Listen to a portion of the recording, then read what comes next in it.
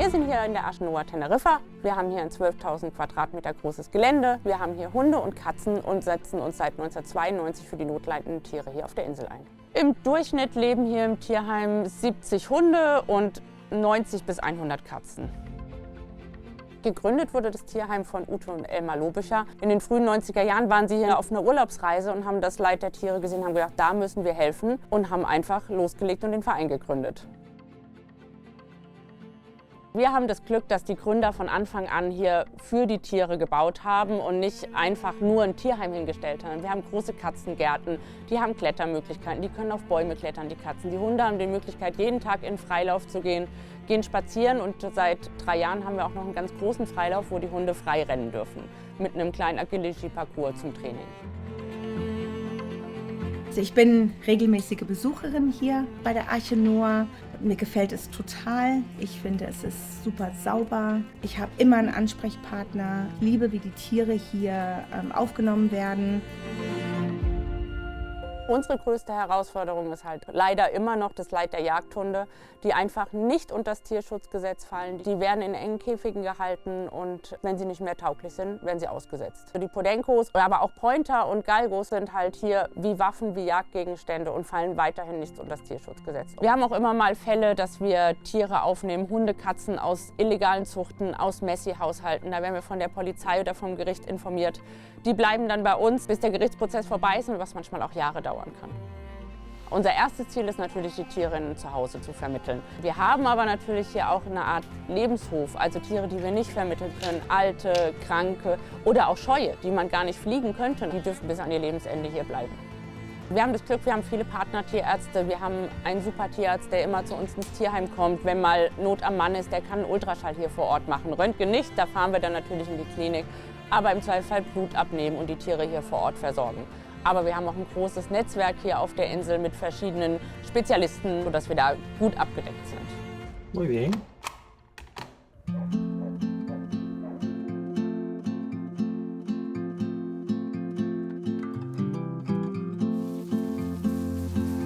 Wenn man ein Tier bei uns adoptieren möchte, ist der erste Weg mal auf die Webseite gehen, Anfrageformular ausfüllen. Dann machen wir natürlich eine Vorkontrolle und schauen uns das neue Zuhause an, schauen, ob die Leute zu den Tieren passen oder die Tiere zu den Leuten. Wenn das alles passt, suchen wir den Flug und die Tiere werden hier verladen, kommen zum Flughafen, werden da nochmal verladen durch einen Security-Check und in Deutschland dann in Empfang genommen von unseren Mitarbeitern und den neuen Besitzern.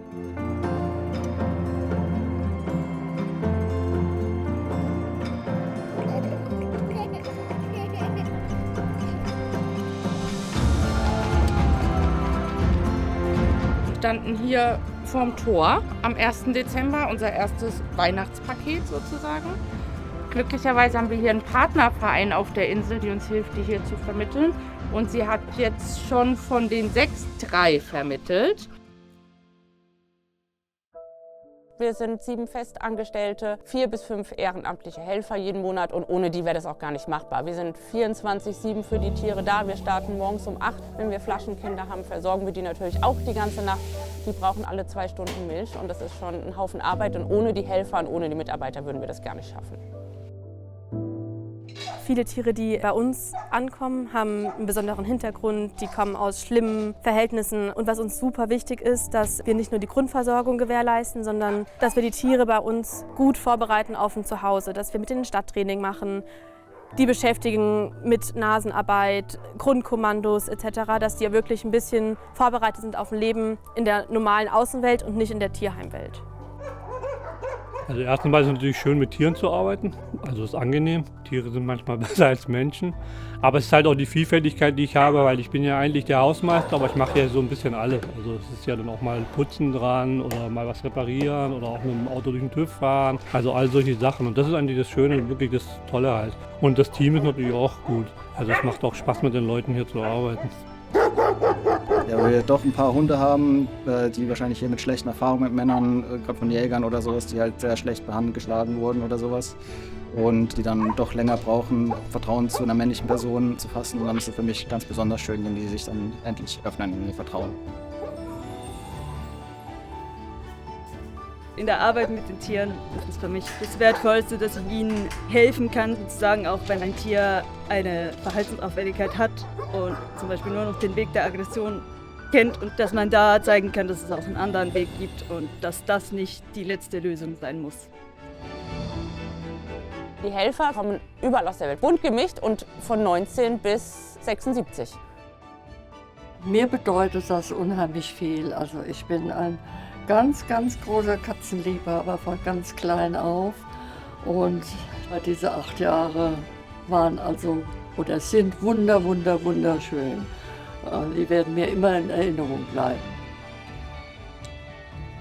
I'm a volunteer from the UK and I've been here now in Achenoa for 2 months. I've really enjoyed my time here. It's just been really nice to kind of just be doing like a job that kind of has a good reason behind it. You know, like you're looking after these dogs and it's kind of looking after them is like their whole world and keeping them safe. And to me, like that's that like gives me a good feeling to help out with that.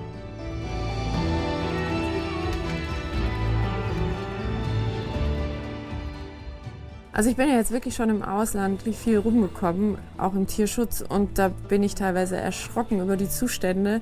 Und deswegen war ich so sehr überrascht, als ich letztes Jahr hier die Führung bekommen habe, wie sauber das hier ist und wie organisiert. Also ganz großes Lob an das Team hier. Aber wenn ich mal ganz ehrlich sage, ne, wenn ich das hier sehe, wie die Tiere hier leben und in manchen deutschen Wohnzimmern, dann würde ich lieber hier bleiben wollen. Ja.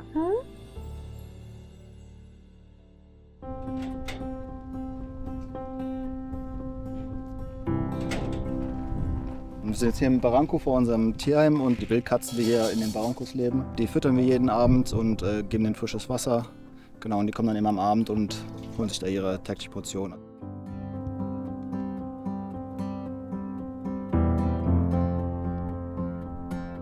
Also hier auf Teneriffa ist halt auch einfach ein großes Problem mit den Straßenkatzen.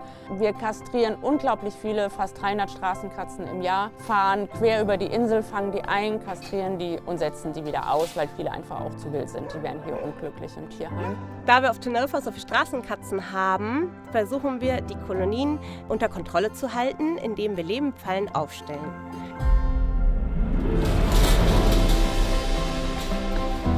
Bringen sie zum Tierarzt zum Kastrieren und dann bringen wir sie wieder zurück. Die Bewohner kümmern sich auch meistens sehr gut um die Tiere, also sind versorgt, futtertechnisch und Wasser, nur eben, sie sollten sich nicht weiter vermehren.